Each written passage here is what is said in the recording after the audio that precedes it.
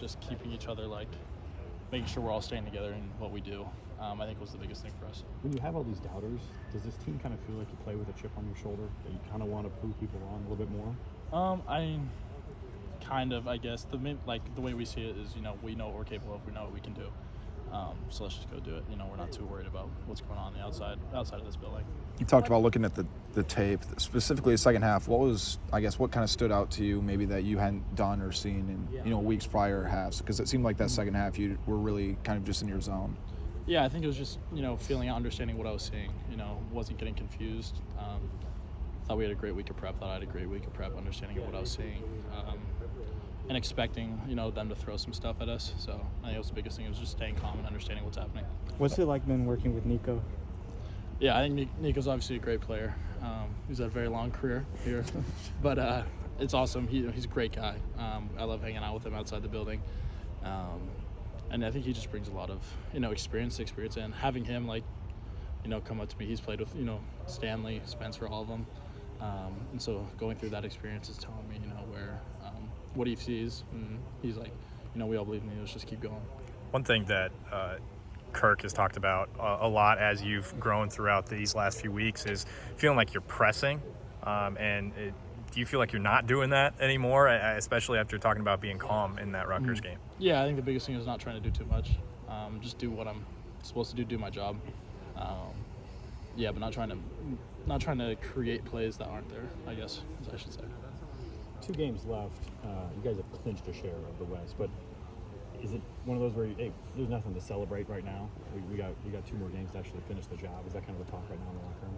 Yeah, we still have 2 games of the regular season, so that's what we're focused on right now. Right now, just focus on Illinois, taking it day after the next. Get out there to practice, work hard, get the game plan down, and then we're running the race to Saturday. As Coach Bud likes to say, run the race to Saturday, see who gets there. Taking over for center Logan, I know, was in the first series, swapped out. Tyler Ellsbury stepping in. It just seemed like you guys really hadn't missed a beat. I guess what's kind of stood out to you about, Tyler over the past couple weeks and the way he's kind of been able to step up? Yeah, me and Tyler are pretty close. We got a lot of work together in the summer, during spring ball and all that. Played a lot of golf in the summer together. So, I definitely feel really comfortable with him there. He snaps the ball really well. We have a good connection there. And he knows what he's doing, He's very smart, so. I think Jennings Dunker or someone called him like a walking dictionary or something like that because he knows everything. Is that pretty sum up pretty well? Yeah, he knows everything. Him and Loja do a good job of knowing everything. So Dunk's a funny guy. So. What does Illinois bring to the table? Yeah, they're very sound. They got some good athletes. I think they had 2 first-round draft picks last year out of the defense. But they're very athletic. They run a similar defense to Purdue. So, they do their stuff. They're very technical. They know what they want to run. They run it really well. So, this is going to be a good game. They got very disciplined. So on the defensive line, just seems like they have probably got a locked first-round pick in Newton. I guess what kind of stands out about the defensive line is that kind of changed the way you approach kind of preparing for the week, knowing that, there's just different guys. Maybe they might throw some different things at you, and they got first-round talents on the defensive line. Yeah. It's kind of more the O-line's department. Yeah. I'll handle some protection stuff, but the O-line kind of handles most of it. They do a great job of that. And so, whatever they feel is best, they're going to do. And I trust them with it. I was going to say, too, does that change your, internal clock when you stay in the pocket, knowing that, okay, you kind of identify them? Like you said, it's more O-line, but just, I guess, when you go through your own progressions and stuff as a quarterback. Not really. No, I'm just going to trust my clock, whatever it is. And then if I happen to get off my clock, then that's what happens. But, I'm just planning to keep the clock we've been running with all year. So.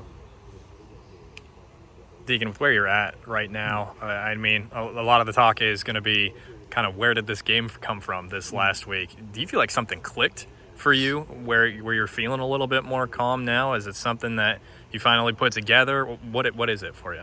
Yeah, I think it's just the amount of work that I've been putting in and trying to understand, the game plan, why we're attacking certain situations, why we're running these certain plays and all of that, just understanding, getting a good grasp of what my job completely is and what I need to do. Just staying calm out there, understanding that, what I'm supposed to do, I should say. Is there a different level of confidence from where you are now to where you were maybe even a week or 2 ago? Yeah, I think the confidence I said, post game, it's just growing each week because I feel like I'm growing myself. And so I think just seeing that from where I was, Michigan State to now, is, a confidence booster. How do you stay calm? What is your mental preparation? Just trusting the fundamentals, trusting the game plan. When everything goes haywire, you're going to fall back onto what you know. And so making sure that what I know is what the team needs. Which is Basically just like, where to go with the ball, who to get the ball to, making sure the O-line's going the right way, running backs are getting the ball, protection, all that stuff. how do you feel the O-line's been doing with you back there? I think they've been doing a great job all year long. They've been doing an amazing job. They've really stuck together and put together a great couple weeks, and they're continuing to move forward. So, Can you talk about Torrey Taylor and what he's kind of meant to this team? oh yeah, I don't think it's a secret. I think Torrey's the best punter in college football. I think he's like 34 or something, but Torrey's a good friend of mine. We're next to each other in the locker room. I lived with him when I first got here. But yeah, I love the guy. He's a great guy just to be around. What's he like? Funny, talks a lot of trash. At least we go back and forth a lot. But yeah, he's not afraid to speak his mind. And he's just a great guy to be around. To have him kind of as a solid to this team, what does that mean to the offense? Yeah, no, I think it just means like, if something doesn't go our way, we know he's going to be able to flip the field and put our defense in a good position. What's the biggest thing you've learned about yourself over the last 6 weeks, getting thrown in the fire and coming out the other side? Maybe with some burns, but obviously you're learning a lot. I think the biggest thing is that I'm able to grow, trying to grow up fast. Just being able to depend on myself when, things don't go the way I want them or don't go the way for the team. But just being able to bounce back. I think learning like the resilience I have the past couple of weeks. Obviously it's brand new to me, but I think the biggest thing I've learned about myself is how resilient I could be. Yeah, you want to grow fast, but things take patience. Kirk even said in the post game, you don't microwave. Yep. Yeah. So you watch. Just how do you balance that of just it's a process. The rock doesn't break on the first swing. Yeah, I think it's understanding that I have to grow fast, but at the same time, don't press. Don't try and force things. Like, you can't force experience. So I think the biggest thing is just trying to, when the experiences come, take it and run. But until those experiences come, don't try and do anything special. If you could talk to yourself when you first got here, knowing what you know now, what would you tell yourself? Honestly, I'd probably just say what I've been doing now. Just, keep going. Keep working hard. Keep doing all the things you need to do to be the best player for this team and what this team needs. Did this offense take a step forward last week and confidence-wise and all that kind of stuff moving ahead to Illinois? Yeah, I think, all year, we know what we've been capable of. And I think finally this last game, kind of just clicked. We got a good groove going.